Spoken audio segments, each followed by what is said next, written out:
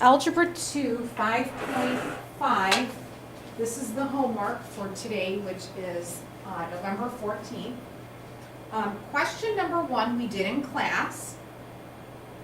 And just to recap, we figured out that the first zero was -1, and it was found by synthetic division. 2, 5, 4, and 1. Bring down the 2. Multiply, add, and multiply. You get 0 here.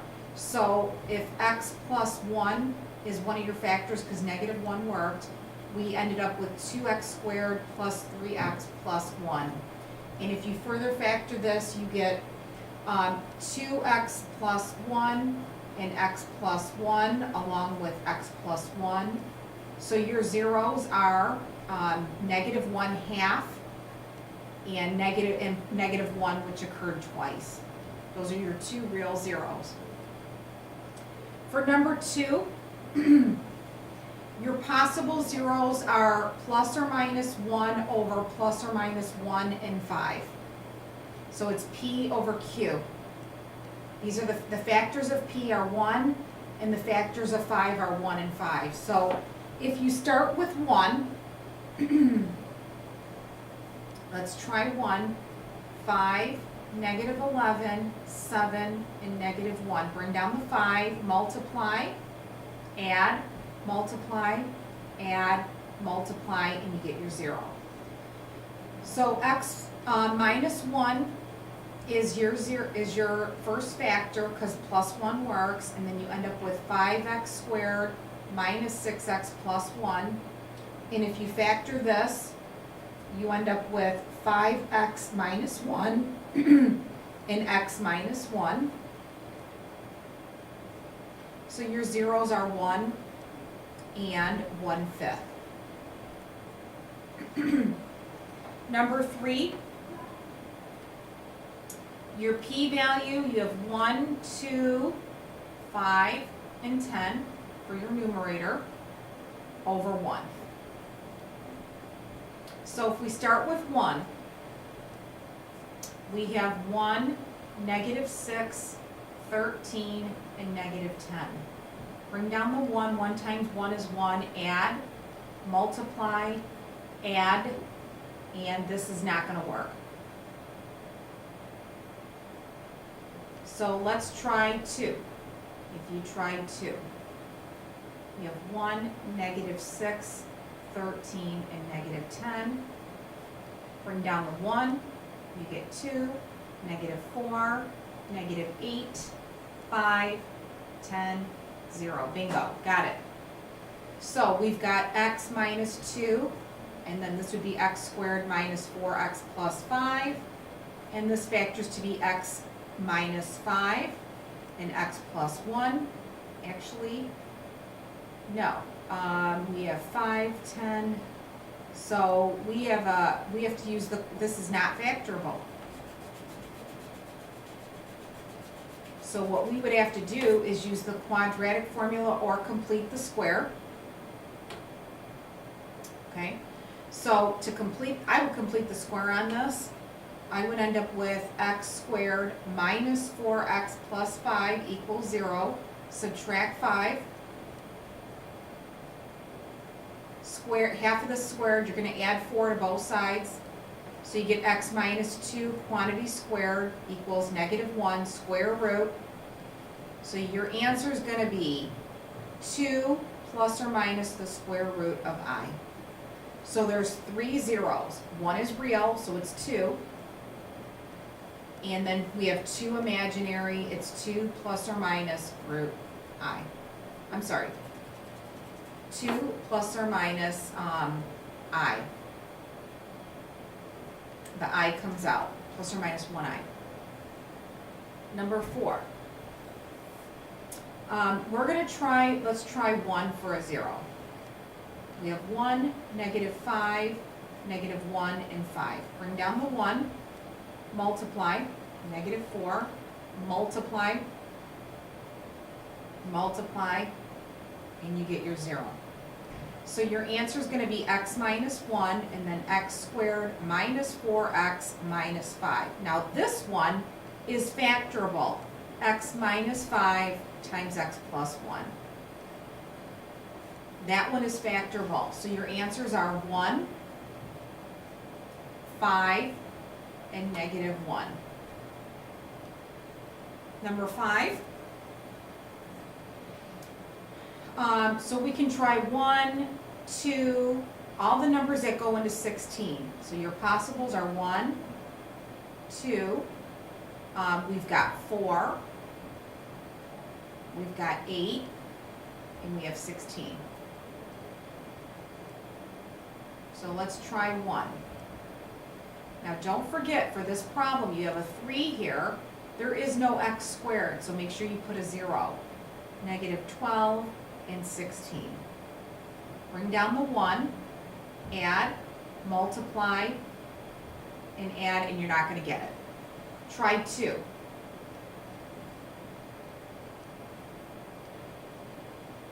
Bring down the 1, you get 2, add, 4, you get negative 8, and then this is going to give you negative 16, and it works. So we have x minus 2, and then x squared plus 2x minus 8. And I believe this is factorable, x plus 4 and x minus 2. So your zeros are 2 twice. So 2 and negative 4 are your zeros. And one more. Our possible zeros are in the numerator 1 and 3 over 1, 2, and 4. So we've got 1 and 3. Let's try those first before we dig into 1/2 and 1/4. So if we try 1, we have 4, negative 12, negative 1, and 3. Bring down the 4. 4 times 1 is 4, add. Multiply, and this is not going to work. Let's try 3. So we have 4, negative 12, negative 1, and 3. Bring down the 4. 4 times 3 is 12, add, you get 0. Multiply, negative 1, add, and you get your 0. So x minus 3, and then you have 4x squared minus 1. There is no x. So now what I would do is set this equal to 0. 4x squared minus 1 equals 0. Add 1, divide by 4. Take the square root of both sides, and you get plus or minus 1/2. So your answers are 3, x equals 3, and plus or minus 1/2.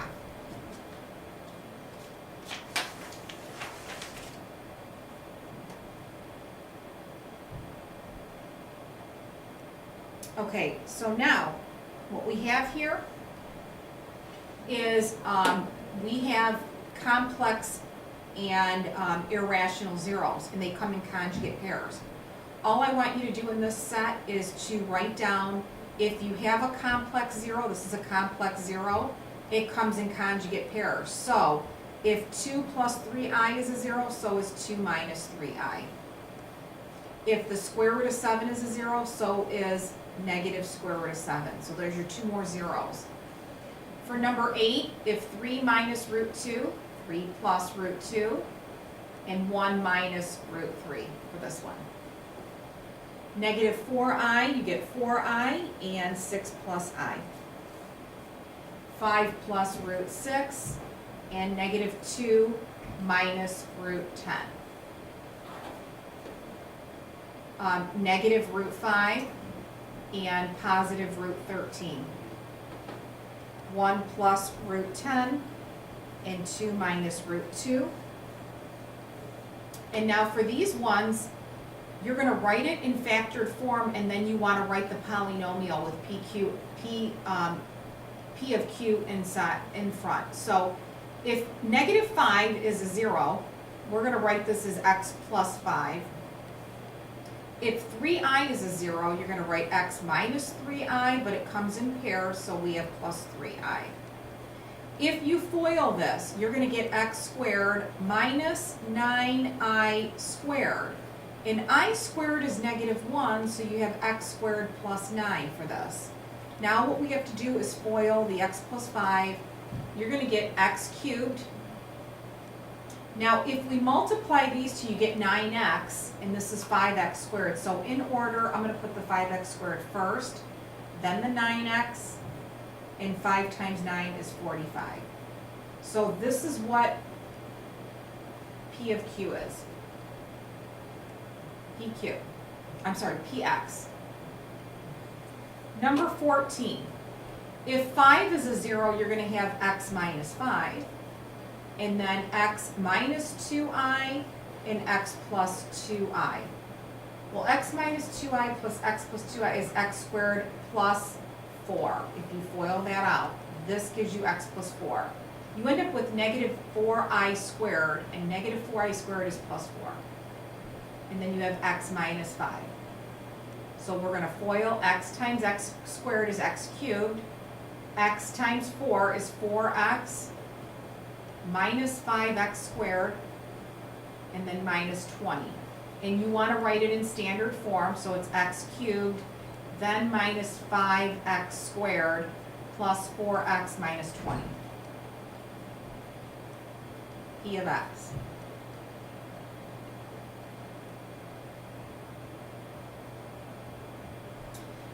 So, the next one, number 15. You've got the square root of 3, you've got 2, and you've got -i. So what we have is x minus the square root of 3, which means we have another one of these x plus the square root of 3.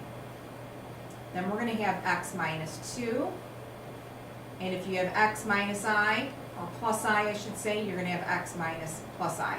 These come in pairs. So these two I can FOIL out in my head. I'm going to end up with x squared, and I'm going to have plus square root of 3 times the square root of 3 is the square root of 9, which is 3. So that's what these two multiply to be.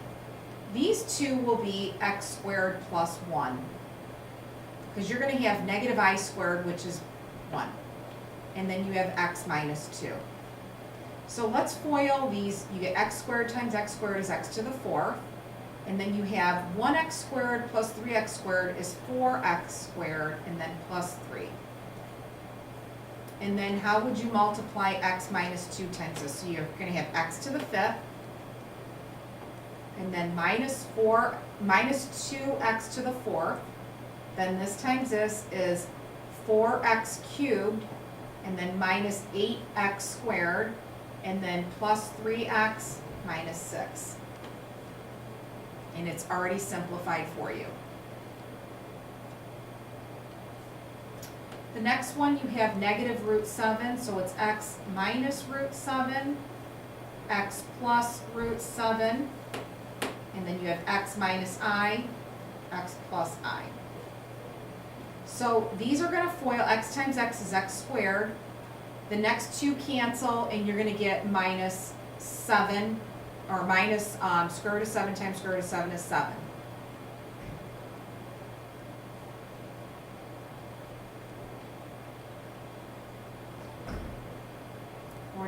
Which is 7. And actually this is minus.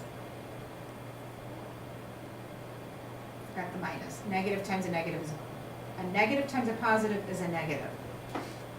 The next one, you're going to have x times x is x squared, and you're going to have minus I squared, which is plus 1.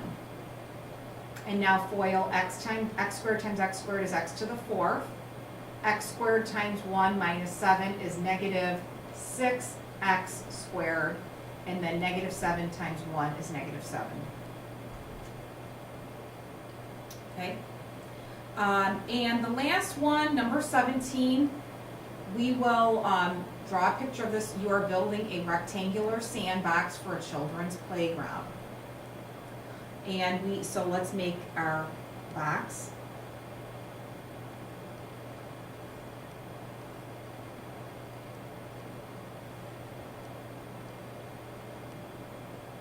Okay, and it says the width of the sandbox is 4 times its height.